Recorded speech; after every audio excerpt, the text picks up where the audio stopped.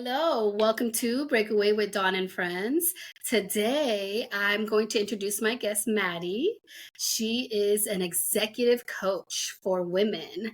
So she has great professional experience as well as workplace experience. So, hi, Maddie. Hi, Don. Thank you for having me. I'm excited. Yes, thank you. If I seem a little off, you guys, as you know, this is my first time recording visually, like with actual visuals. Maddie, thank you for joining me on my first time. I never desired to talk on video, so thank you. So I'm excited. Today, I asked Maddie to join us. So I wanted her to discuss with me the definition of quiet quitting, but I also wanted to see if we can bounce off of each other and have tips for like managers as well as the employee. So depending on where you're at in your life, you either have your child that's working new in this new generation, workforce, us, millennials or whatever we are, like that, we have that loyal, we come in, we work hard, we have a different mindset, or you have peers, so I feel it's a very relatable topic. So I thought it'd be good if we discuss our challenges and see how we can help each other out in this area. Yeah, thank you, Don. I think you're great on camera. I don't know why you hesitating to Really? do it. Yes, you are doing great. Thank you. It's just It's you need always to. that first one, that fear. And I always talk about don't Yep, let fear hold you back. So that's I right. asked Maddie, by the way, let's go live. And I was impressed by let's just do it. I'm like, oh man. So she made me nervous because she was so like, yes, normally I'm the coach. So thank you, Maddie. Think I am feeding off of your energy. that's good. Good. My energy is contagious, so I'm glad Yes, you're picking up on it. yes. I am crafting my confidence. I love that. Yes. Yes, thank you. You like that plug? I do. I do. Yes. So if I So tell can us a start. little bit about yourself. Yes, sorry. Yes, I'll start off with introducing myself. I was working in corporate HR for the last 20 years. I have worn multiple different hats within HR, starting from recruiting coordinator. At the end, I was working with senior leaders, building the talent for future. That is leadership development, talent planning, succession planning, everything to be ready for the future in whatever we are going through. That it, that inspired me to start going in this passion where I love making an impact individually on a one-on-one basis. Throughout the career, I worked with a lot of female managers or leaders. I have seen them often how they are held back, right? Held back, not getting promoted, not getting the visibility and the exposure, don't have the sponsor, and that holds them back. So my whole motto is changing the percentage of women in leadership in women in tech. Oh, I love that empowerment. That is what I'm all about. Thank Love you. that. Thank you. Yes, Maddie and I used to work together, and that's how we met. And we clicked on day one. And Yes. she was my first friend. You Hmm? can have friends at work. She was my Yes. first friend. Um, and I just enjoy being around her energy and her confidence, honestly. So it really helped me with my onboarding. So I don't know if I ever thank you for that. So thank you. So You're yes. welcome. Thank Yeah. you. And I think it's all great that we work together. And I've admired your personality, your passion to stand up for your employees Yes. and do the right thing. So yes, if anyone is looking for a great manager, Don is for sure the person. Yeah. No, thank you. I don't want to manage anymore. No. Yes, no, I have moved on. I am associate director, by the way. I know you know that. So I'm trying not to manage so much a large team anymore. Associate director, I only manage a handful, which is nice. But I mean, I was a manager and I still manage per se. So I can just tell you it's very challenging, like right now. And like I kind of told you off camera, like, I don't know. And it's not about right or wrong, but I'm like, who has it right? Like, am I expecting too much from this employee? Like, because this generation and their expectations and the way they're working, it's like, wow, or am I like not knowing my worth and not asking for enough? So before we get into that, can you define quiet quitting in your There are so unique? many generations working in the workforce right now. So it is a lot different because there is always different styles to manage different generations. But for me, quiet quitting is somebody who's not engaged 100% in their work. So they are not giving their 100%. They are just doing the bare minimum to make sure that you are sliding through. Yeah. I mean, for me, I can tell you, I see they come in and they just expect Mm-hmm. to be paid. I showed up, I'm Yep. here. Like I say, Yeah. no, but I need you to produce, you know? Yeah. So you can see that they have that silent quitting, and then I think of my kids, I'm going to have an 18-year-old that's going to enter the workforce. And, she bounces off of me, talks to me, and I'm like, oh my God, like, you're not going to have the experience I had, and I am concerned for my kids, like in this Yes. instant world that we live in, right? And so I'm like, just please set your expectations realistic, really set those small goals. Like you got to set yourself up to succeed and not fail, So it's been challenging, I think, for both parts. Okay. So I'm very neutral because I know what it's like to be on the bench. I was on the bench for 20 something years before becoming a manager. And then I've been in management for the last 8 years, line managing or whatever. So I get it. And I try hard. But at the end of the day, I always tell them, do your job because I will do mine. So show up and do it, and I'll show up for you. Yeah, yeah. There are so many things that you covered and you touched it on that is partly not in the major focus with companies or leadership, is that the first and the second line managers are not given the tools and resources to manage those employees. What is happening right now is our kids grew up in an era where instant validation has been their normal reaction that they receive. So there is no winners. Everybody is a winner. Everybody gets a participant certificate. So there is not a lot of drive for them to kind of go after what they really want. So everything falls in their hand per se. And I think, there's people who grew up in the other, like immigrants like us and minorities. We have a different culture that we grew up in. So it is a little challenging on how all these cultures kind of mix up into a workplace and play it out, because there's diversity coming into play. But the reality is people want instant gratification for anything they do, because they think moving a pencil is more than what they're expected to do. Yes, yes, It's above and beyond. And I've been in HR and I've heard this yes, word above and beyond so many times. But yes. if you ask them to kind of explain what that means, they can't, because they just don't know how to measure success or how to measure productivity, because they are not rightfully equipped. I know. So I was hoping to shed some light on that, like what managers can do, right? Like how to work with someone that is not engaged, right? Like that is showing up just, hey, I'm here. There's a warm Yeah. body in this seat. You should be happy. And it's like, no, like, I always have to have those pep talks like, look, this is healthcare. At the end of the day, Mm-hmm. this is a patient.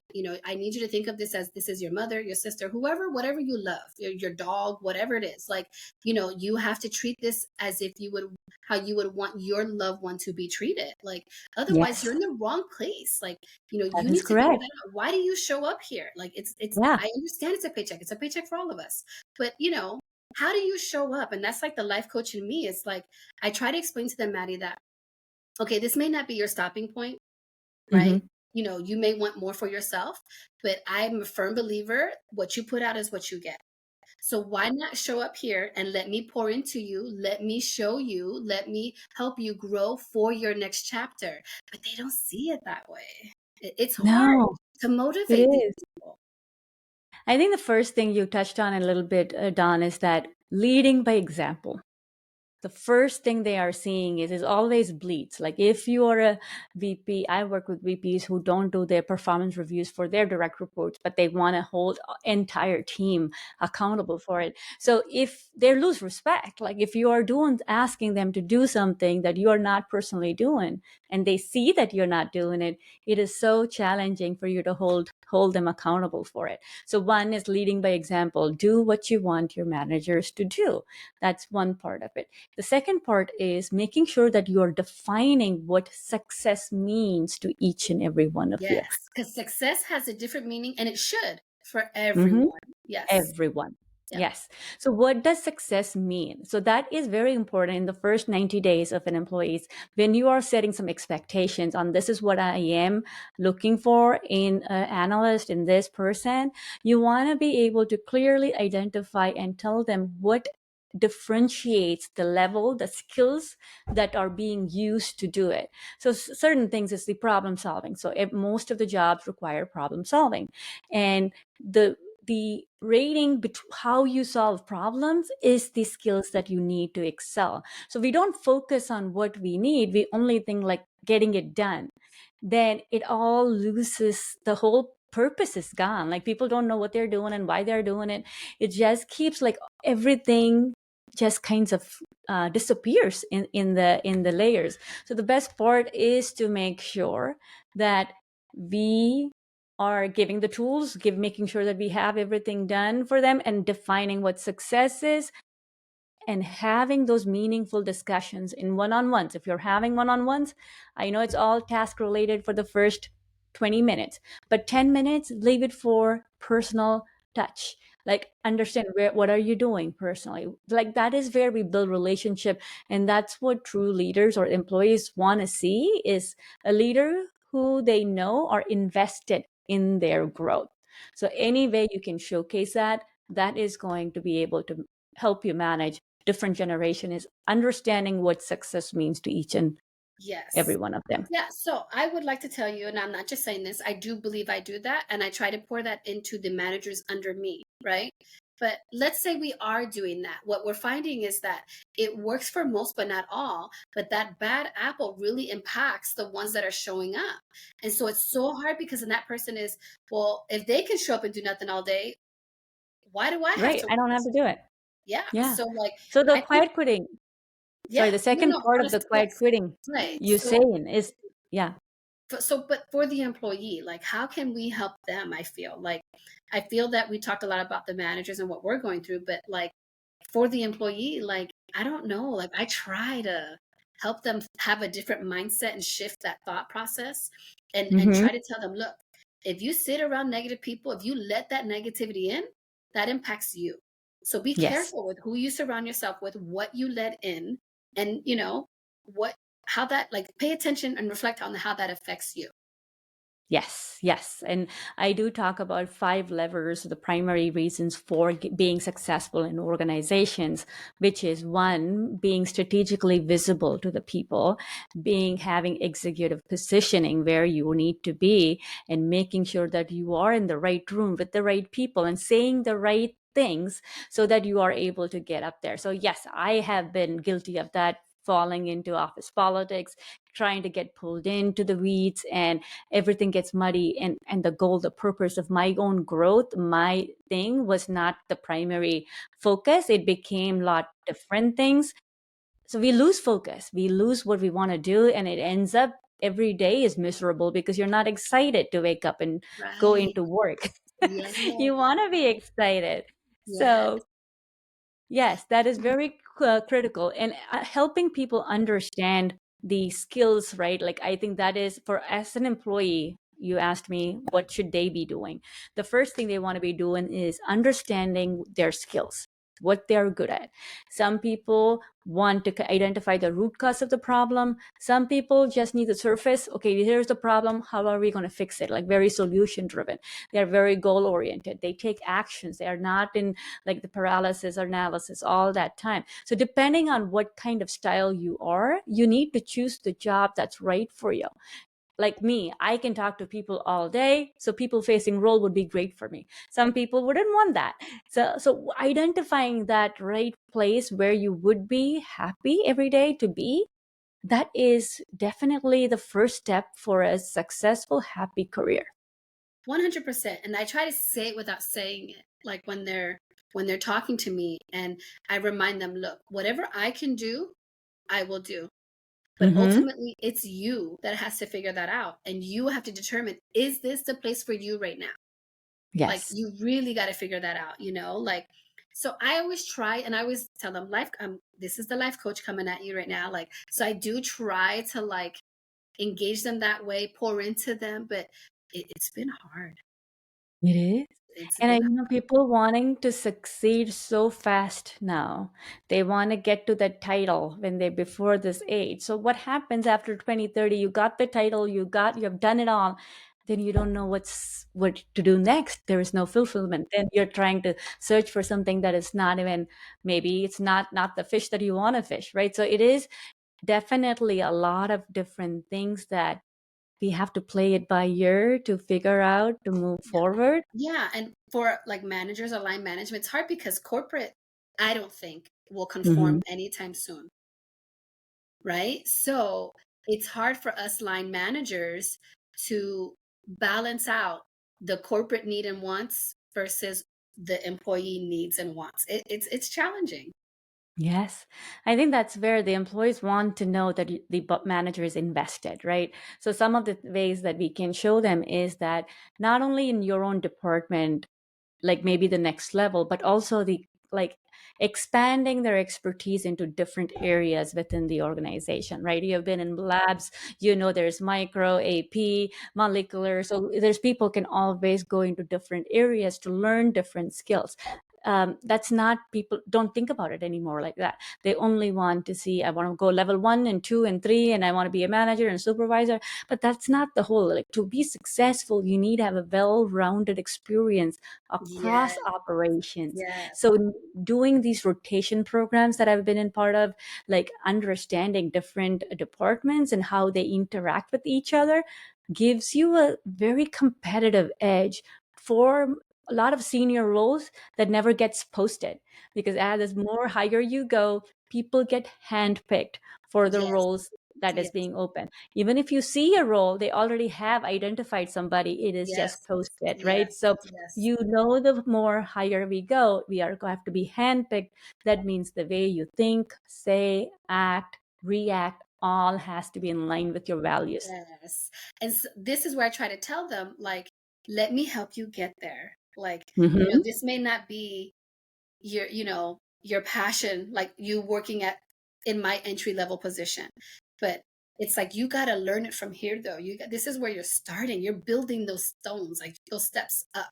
Do you know what I mean? So, I do want you to share with what you do offer for women, right? Like, because I do feel you've left the corporate, not if you, I know you left the corporate world, right? And so now you're out there spreading your wings. And so there are ways that we can redefine ourselves, and invest in ourselves, empower ourselves to be more, because it's never too late to be the person you were meant to be. It never too late. And I think like that's what the pandemic showed me and my company, craft your confidence. Confidence is something that I think I've always had. It's just, for me, it's the willingness to try, as Mel Robbins says. But I am not scared of failing.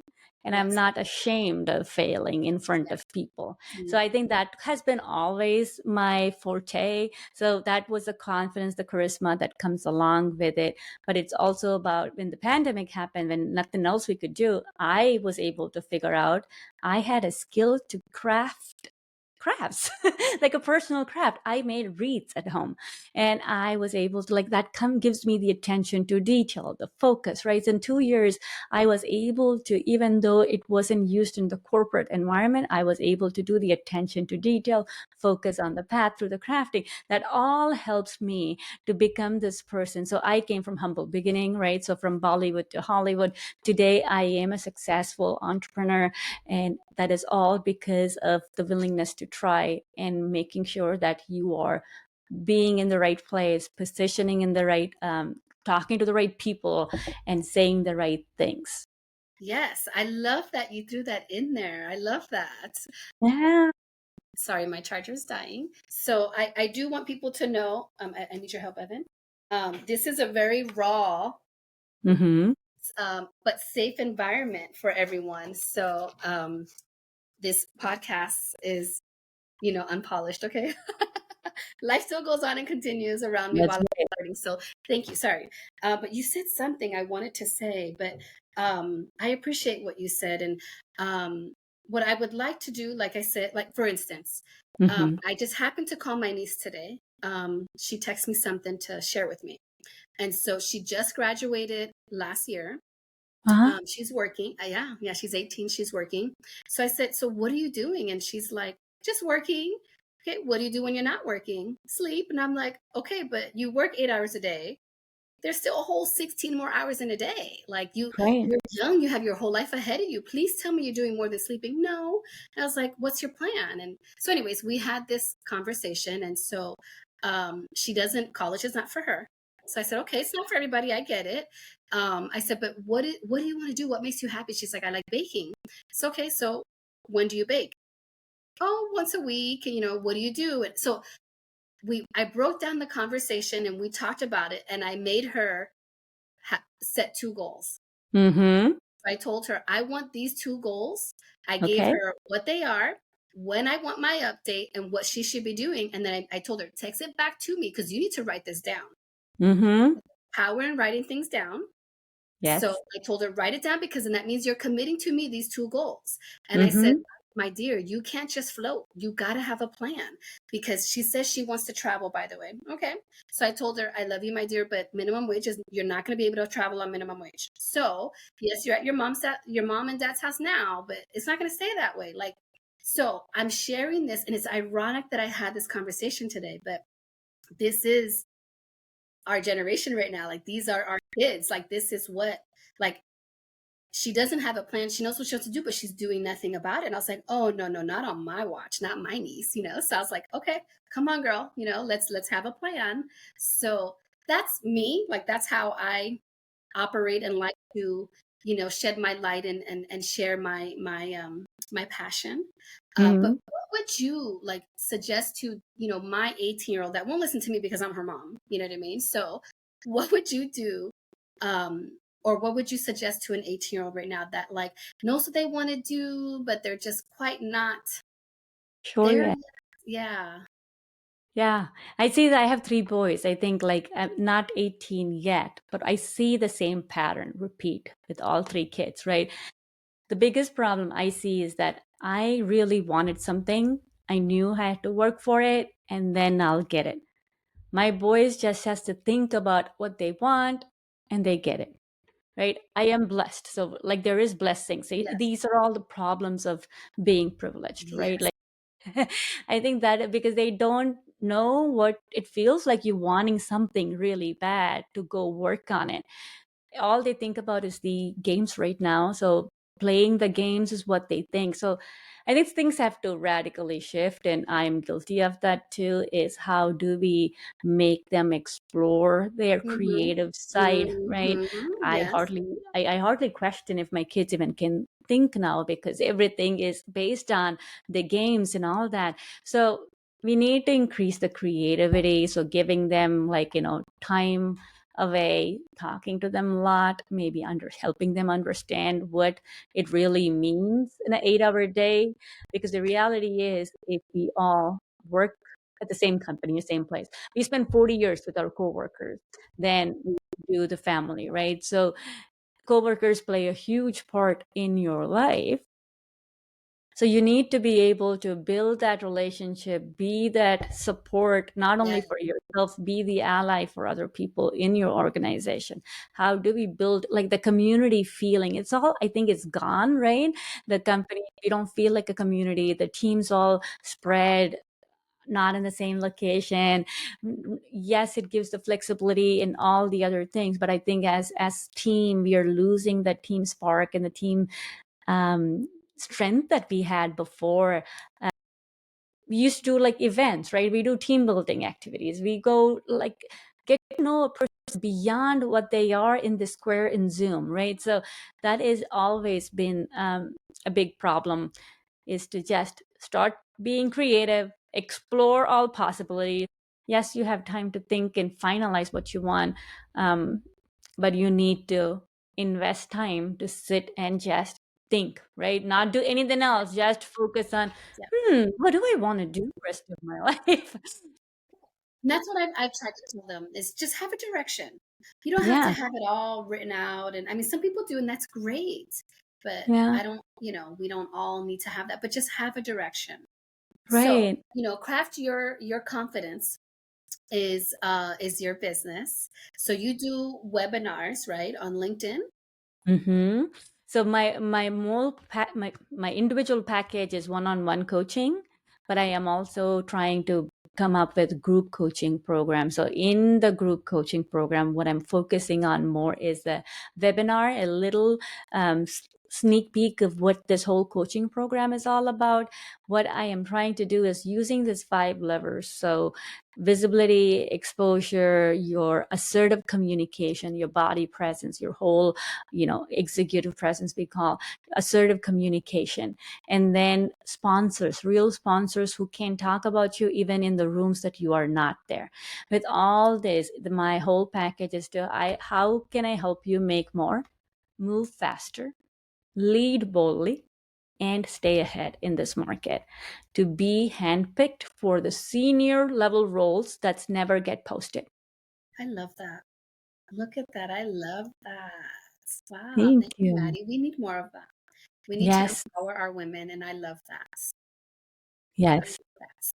that. I like to do breakaway tips, or like breakaways, right? So just to recap kind of what we're saying, right? So like if you're a manager, we would want you to motivate without micromanaging, right? Because Mm-hmm. that's setting that expectation, right? What you Yes. talked about, right? And then recognizing, without throwing money, because it's not always about money, right? So I think managers need to take the time to recognize, right? And Yes. then you can build through this with communication, those Yeah. one-on-ones that you talked about, you know what I mean? So, from a manager perspective, those are the 3 things I think you can do, right? Mm-hmm. To try to engage your team. And then, for the employee, you have to be your own advocate. And I say that all the time, right? So you need to, Mm-hmm. express, you know what I Yes. mean? Like your wants, your concerns, and your desires, right? But you always need to remain professional. Yes. Make sure you have those boundaries. Do you know what I Yes. mean? And then ask for what you want, what you need. I feel like, so that's kind of going hand in hand with being your own advocate. Because we can't read your mind, and I think that the more the two communicate, the better we can do together. Yeah. So I those think are. that's definitely a takeaway, Don, is that not a lot of people keep track of your accomplishments.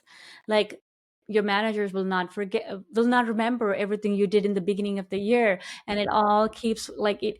So you keep a log. You are the one who knew all the wins, all the learnings that you did. So yes, you need to be self-advocate to talk about what you did and what actions you took and what was the impact, because nobody else is going to sell you.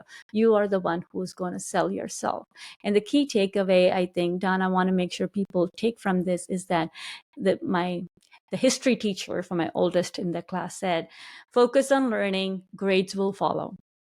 I think that has been a life-changing mantra for me. So I started focusing on self-development, improving in any way possible. Mhm. So focus on learning, money will follow, salary will follow, and success will follow. Oh, look at you. I love that. Yes. So I want to invite the listeners. Where do you stand? Are you a quiet quitter, or, are you a concerned leader? So reflect on that. And then when you're ready to level up, you have Miss Maddie here. Craft Your Confidence. I'll Think leave her information in my recap.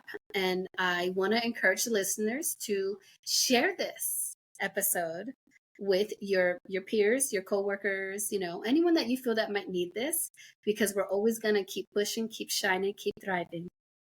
yes.